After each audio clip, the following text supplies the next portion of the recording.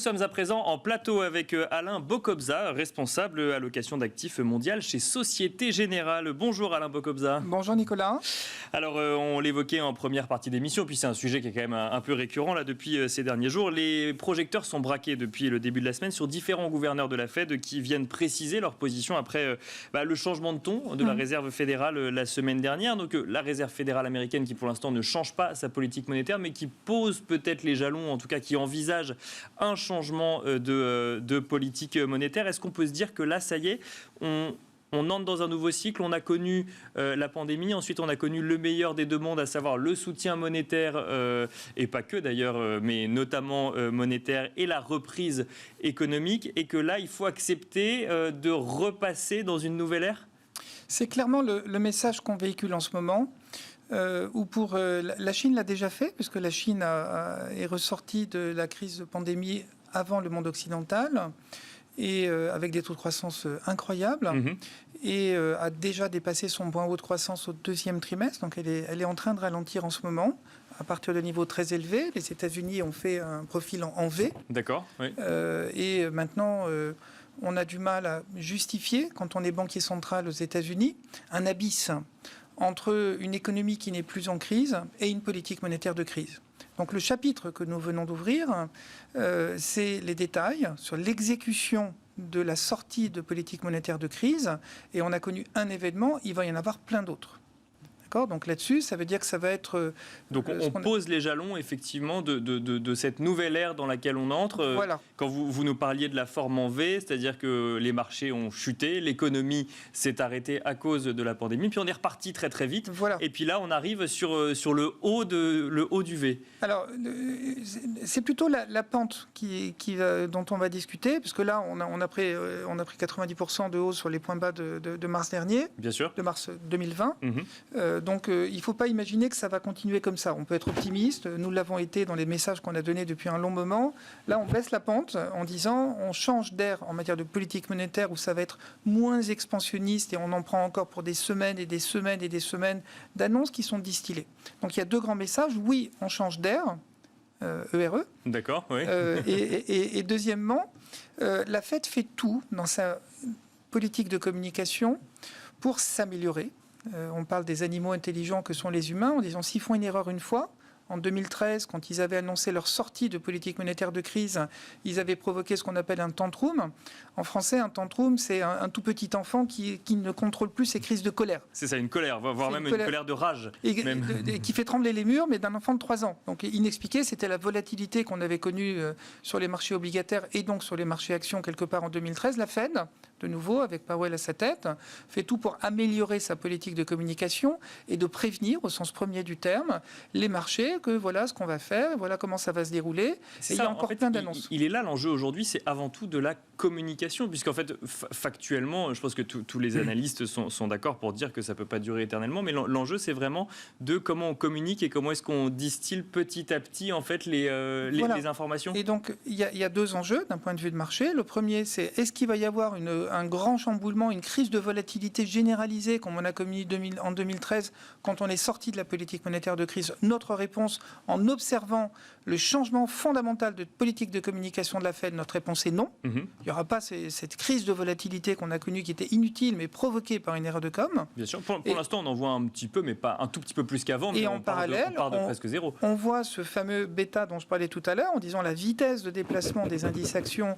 qui a été phénoménale, comme on a rarement vu dans l'histoire économique, depuis mars 2020, elle va s'abaisser parce qu'on n'aura plus cette conjonction d'une économie sparkling, on dirait en anglais, qui a été un V, la deuxième jambe du V très pontue. Donc là, on est sur les points hauts.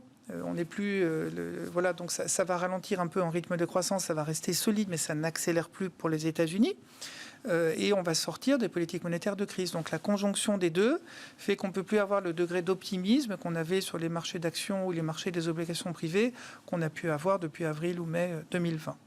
Vous nous avez parlé de la Chine, ensuite des États-Unis. La Chine, le pays qui a été le premier à repartir finalement après la pandémie. Ensuite, on a eu les États-Unis. On peut s'attendre à un effet domino pareil en Europe également. On sait que Christine Lagarde est souvent questionnée sur cette question de pourquoi est-ce que vous n'avez pas la même politique que la Fed. Et Christine Lagarde qui répond bah oui, mais on est dans des contextes très différents. On n'a pas les mêmes sujets d'inflation aujourd'hui. Donc, votre position sur l'Europe spécifiquement ou la zone euro? C'est la première fois depuis très longtemps, depuis plusieurs années, que les actions européennes font mieux que les actions américaines, avec un euro qui tient la route. C'est rarissime et c'est parfaitement justifié, tout simplement parce qu'on est dans la deuxième jambe du V. Donc, on s'est effondré au premier trimestre 2020. Il y a eu un moment où il y a eu une mise en route des politiques fiscales, des politiques monétaires, tout ça à 27 pour un petit peu de temps. Il faut que ce soit coordonné. Donc, c'est arrivé avec retard. La vaccination est arrivée avec retard, mais tout converge en ce moment pour un cycle économique qui va continuer d'avancer à vitesse grand V. Le déconfinement, ça va donner un élan optimiste. Soyons optimistes, parce que on a raison de l'être en ce moment. Et avec des politiques monétaires qui, pour l'instant, en Europe, vont rester sans communication, qui va nous perturber. Donc on reste, techniquement, je dirais au moins pour la période de l'été, très confortable sur les actions européennes, relativement confortable sur l'euro, ce qui est rare, les deux en même temps. Bien sûr. Et avec un marché des obligations privées qui devrait bien se tenir. Donc ça, c'est une conjonction. Il faut être en Europe en ce moment, avec plein d'autres éléments, mais l'Europe est confortable pour nous en ce moment. Donc l'Europe reste une source d'opportunités. On va peut-être y revenir juste avant. Un petit mot sur l'inflation. L'inflation, donc du coup, 3,4% en 2021, c'est la dernière estimation de la Fed. On se souvient donc qu'il y a eu quand même, Jérôme Powell a très souvent pris la parole en disant « Ne vous en faites pas, ça n'est que transitoire ». Janet Yellen, elle-même, a pris la parole très régulièrement pour dire « Ne vous en faites pas, ça n'est que transitoire ». Là, on parle de l'intégralité de l'année 2021, en tout cas à fin 2021. Ça anime un débat entre ceux qui disent oui, c'est transitoire, et ceux qui disent c'est transitoire, mais ça dure quand même. Est-ce que c'est si transitoire que ça? Qu'est-ce que vous en pensez? Écoutez, Nicolas, je pense que sincèrement, les deux ont raison. Mais ils ne parlent pas de la même chose. Ils ne parlent pas avec les mêmes horizons temporels. Ceux qui disent que l'inflation va être un événement transitoire, après des poussées d'urticaire qui sont très importantes en ce moment par rapport à ce qu'on a connu depuis 20-30 ans, ils ont raison. En revanche, ils disent c'est transitoire parce que plus de la moitié, peut-être les 2/3 des composantes de cette inflation, votre interlocuteur précédent parlait beaucoup des matières premières, c'est des phénomènes transitoires. D'accord ? On est en sortie d'une crise gigantesque avec des plans fiscaux qui ne vont pas indéfiniment rester présents. Donc ça va se réguler, donc c'est transitoire. Sur les cycles courts, il y a une partie de ce qu'on appelle l'inflation aujourd'hui qui est transitoire, avec des effets de base. Le pétrole était négatif en prix quelque part en février-mars 2020, il est à 75, et si j'ai bien entendu les chiffres tout à l'heure. Il est passé à 75, il est redescendu. Mais une fois qu'on est entre 60 et 75, les effets de base ne seront plus les mêmes, ils vont s'affadir. Et puis le pétrole, il ne va pas continuer peut-être indéfiniment non plus. Donc il y a beaucoup d'effets de base, ceux-là vont disparaître. Si on se met d'ici la fin de l'année. En parallèle, donc cette inflation-là, je suis vendeur.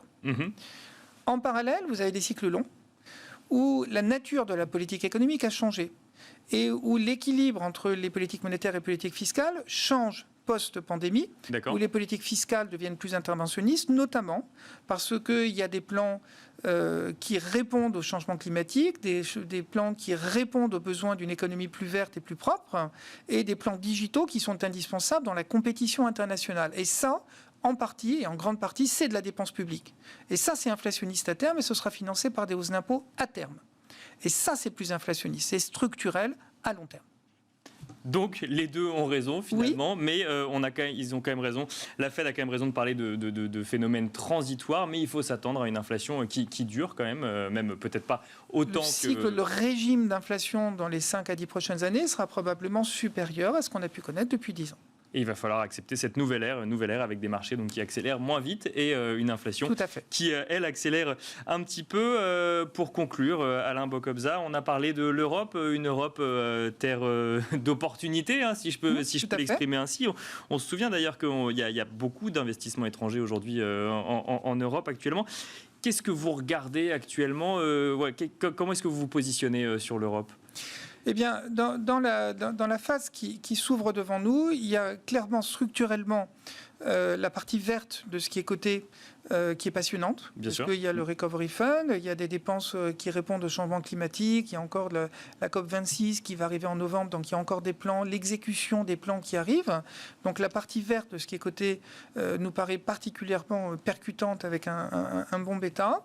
Et puis vous avez la partie de ce qui est en train de se réveiller, par opposition à ce qui s'est réveillé, c'est les services, c'est tout ce qui a été endommagé par les différents confinements, c'est une partie des cycliques, et puis peut-être aussi une partie des valeurs de rendement. D'accord. Parce que les rendements, les distributions de dividendes ont été beaucoup endommagées pour des bonnes raisons depuis 12 à 18 mois, et que la reprise de l'économie, la reprise des profits des entreprises va permettre, sans excès, de remise en place de politiques de dividendes. Donc les stratégies dites de rendement ou adossées à des rachats d'actions peuvent être particulièrement pertinentes après avoir été endommagées. Merci beaucoup Alain Bokobza d'être venu nous expliquer tout cela en plateau. Alain Bokobza, je rappelle que vous êtes responsable allocation d'actifs mondial chez Société Générale. Merci à vous également de nous avoir suivis en direct et je vous donne rendez-vous ce soir donc pour la grande édition de Smart Bourse à 18h30.